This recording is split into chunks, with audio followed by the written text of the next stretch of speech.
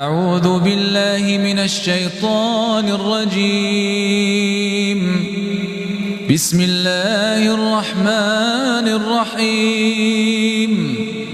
سبحان الذي أسرى بعبده ليلا من المسجد الحرام إلى المسجد الأقصى الذي باركنا حوله لنريه من آياتنا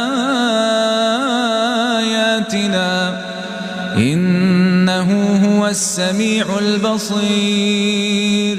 وآتينا موسى الكتاب وجعلناه هدى لبني إسرائيل ألا تتخذوا من دوني وكيلا ذرية من حملنا مع نوح إنه كان عبدا شكورا. وقضينا إلى بني إسرائيل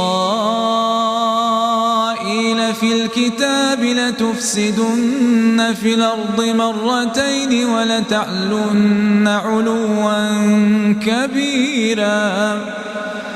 فإذا جاء وعد أولاهما بعثنا عليكم عبادا لنا أولي بأس شديد فجاسوا خلال الديار وكان وعدا مفعولا. ثم رددنا لكم الكرة عليهم وأمددناكم بأموال وبنين وجعلناكم أكثر نفيرا. إن أحسنتم لأنفسكم وإن أسأتم فلها. فإذا جاء وعد الآخرة ليسوءوا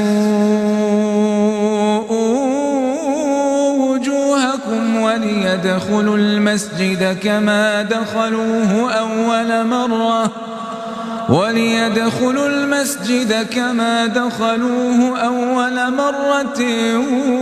وليتبروا ما علوا تتبيرا.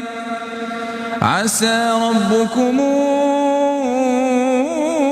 أن يرحمكم وإن عدتم عدنا وجعلنا جهنم للكافرين حصيرا.